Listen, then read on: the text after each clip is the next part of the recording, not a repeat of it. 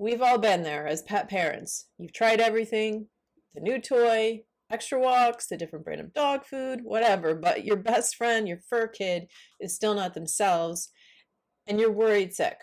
They're barking at everything, or they're hiding under the bed, and you're left wondering what changed. What are they trying to tell me? As an animal communicator of over 20 years, I've seen these things happen countless times, and these sudden changes aren't random. They're a sign, a message from your pet that something deeper is going on. And in this video, I'm going to reveal 2 hidden reasons that repeatedly come up behind animals' puzzling behavior. Reasons that even your vet might miss. And I'm also going to share with you an animal communication client real-life example and show you exactly how to help your pet make profound shifts, restoring not just your pet's happiness, but the deep and loving connection you both share. Plus, learn about an exciting new free gift I've created to support both you and your pet.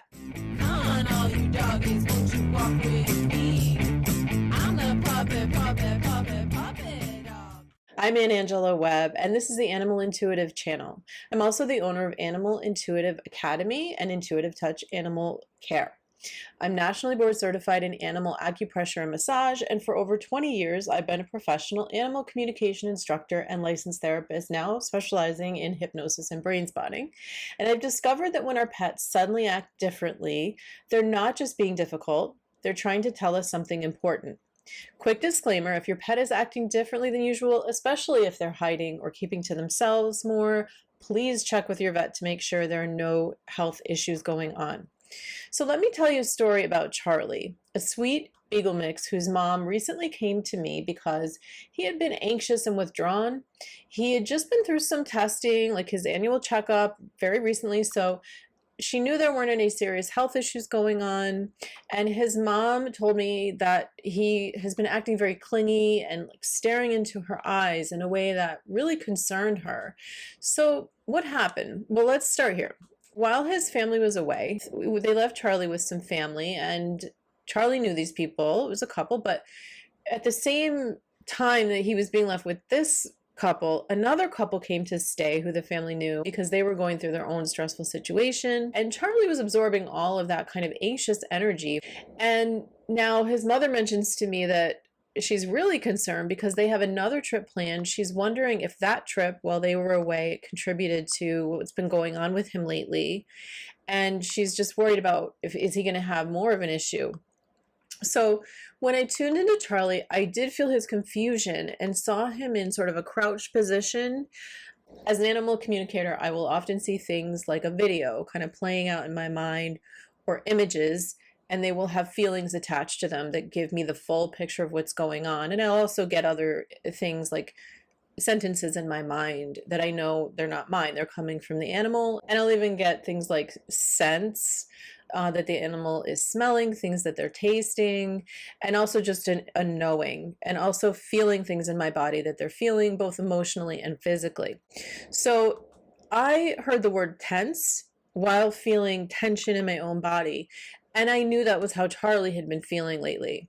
He showed me images of his house being crowded. And so I knew that it wasn't just the absence of the family, it was the stress of too much unfamiliar energy and too much tense energy going on in the home. By the way, if you're finding this helpful, please give this video a like, thumbs up, share it with someone who loves their animals, and drop a comment with what your pet maybe has been trying to tell you lately. So the first thing that can be causing changes in our pets can be a change in their environment, especially if they just don't understand what exactly happened and if they're worried it's going to happen again or that things aren't going to resolve. So when I communicated with Charlie, I explained who would care for him during the upcoming trip that his family would be taking. And yes, he was picking up on the fact that something was coming. And that makes sense because animals pick up on what we are thinking more than a lot of people even realize. So he knew that, and it was contributing to how he was feeling. I used these telepathic little movies showing him the dogs that are coming, and he already knew this dog sitter. His mom knew he liked this person. And what you do is you can actually show them images of morning and the night, and the person feeding him in the morning, feeding him at night, And that gives them a sense of time. They may not get it exactly, but you can give them a sense of how long you're going to be away by doing this, by doing like 5 days of that, or how many days it's going to be. And then you show the family returning and that excitement of them coming through the door, and they're so happy to see you and you're so happy to see them, and the animal gets the idea that this isn't permanent. So this helps them to adjust while the family's away. And I also reassured him that he's going to get a lot of attention while they're away. So that helped. And I checked in with Charlie just to make sure he did feel good about the sitter. And he confirmed with a feeling that I got of warmth and familiarity that I could just sense from him. So he was okay with this person coming. And it really helps to get that feeling. And that's what comes from experience of being a long time telepathic animal communicator, is that I really make sure I get the whole picture.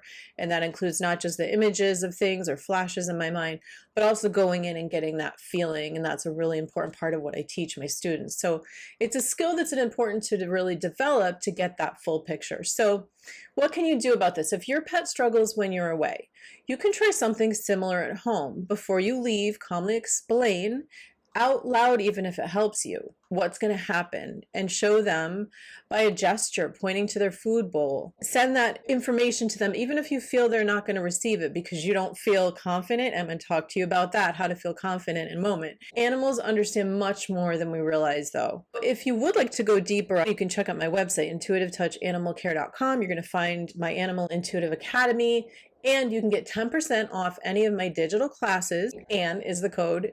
And you can also get a free meditation using a link in the description below. And I also have sessions on my website, one-to-one animal communication sessions. So a second reason for animals acting strangely is that they can be mirroring our health or emotional issues, and our stress becomes their stress, something that is a good thing even. So like buying a home or starting a new project, bringing a new animal into the home. Our stress just doesn't stay inside of us. Our animals feel it too, and that can happen. So even if something's good that's coming up, which I'm going to tell you in a moment happened with Charlie, science backs this up. Researchers at Linköping, and I hope that pronounced that correctly, University in Sweden, they measured stress hormones in both dogs and humans, and the results showed that dogs with stressed owners had higher levels of stress themselves. They do note, however, there are some breeds, including what they refer to as ancient breeds, which include some dogs like the Basenji and some hunting dog breeds, that they do not have this trait. So this possible mirroring can happen with both physical and emotional issues. And I picked this discomfort up in Charlie in his stomach area.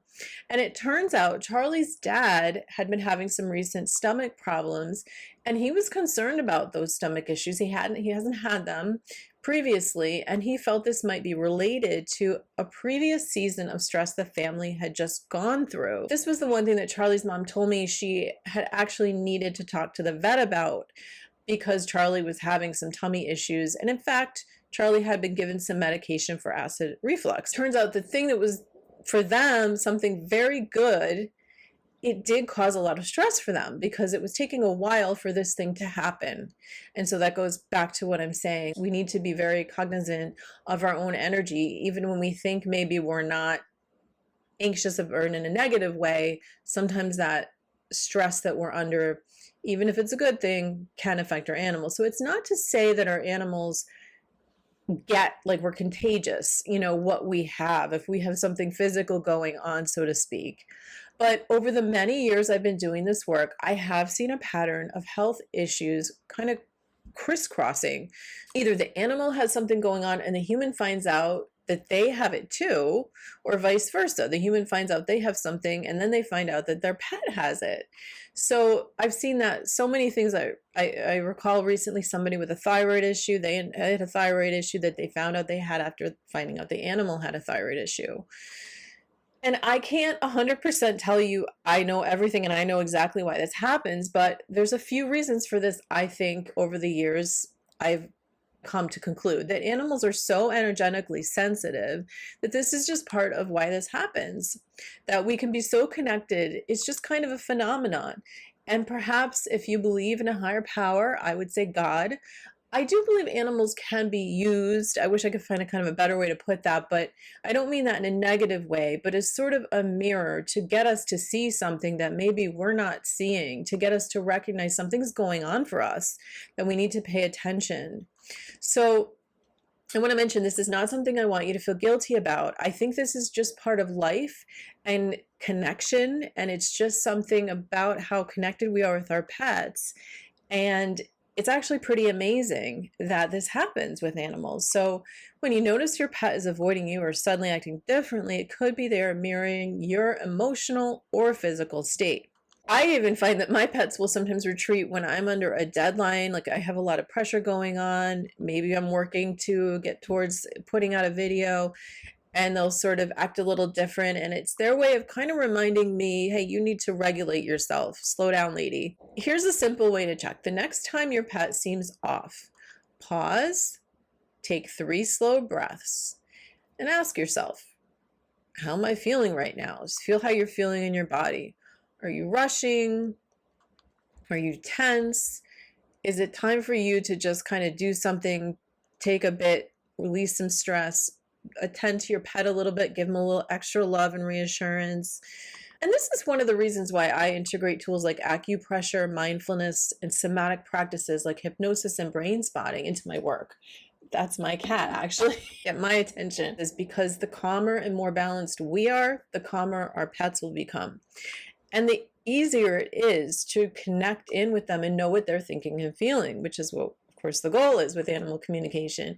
And many times after an animal communication, an animal just relaxes and things improve because somebody just finally listened. Just like us, they want to express their feelings, and we want to give them that chance. We often see profound changes in their behavior after just talking with them and hearing them out. So they're not keeping it all stuffed inside, just like us. We need to express ourselves. So, Gia. So people often ask me, do I need to be psychic to communicate with animals? Or they'll say that I have a gift. They'll say, you have a special gift. And even if you're not trained in animal communication, you can communicate with animals. My students, they've already often had experiences of telepathically communicating with animals, but similar to how I was when growing up, they just didn't recognize it. And it's just not part of society where maybe that's changing slowly. I do see that a little bit more. Animal communication is coming into the vernacular, but there's many people who just, they don't get it. Hopefully that's changing. And it depends on people like you and me talking about it and sharing about it. And that's why I wrote my book, Meesha's Hard Adventure. So children can learn from an early age that this is something real and that they're doing, and how to do it and get introduced to it and believe in themselves. But my recommendation is to sit quietly with your pet and say in your mind, I'm listening. You may notice images, feelings, even words pop up. Don't judge it, just allow. This is the beginning of real communication. And people will wonder, what if my pet doesn't seem to respond right away? Sometimes we need to be patient. And if you feel like you're not getting a response immediately, just know that it can take a little practice to learn how to listen. So just take a break, come back to it another time. And you may find even that just getting away from the moment and focusing on it so much, the answer comes. Sometimes for me, things like that happen, taking a walk outside when I get away from the topic. And you may need some help with this. So you can get this 2 ways. You can get it no cost right here through my playlist, on my animal communication playlist on this channel. And also my exciting announcement is that I'm going to be posting my gift to you, my new guided animal communication hypnosis session very soon on YouTube. So it'll be available here. This hypnosis is designed to gently awaken or strengthen your natural gifts of animal communication, and you can use it as a soothing practice to just drift peacefully into sleep. You can use it at night for that purpose or to take a nap, or you can use it as a grounding experience that leaves you calm and clear and deeply connected and ready to communicate with your pet or other animals with ease and confidence.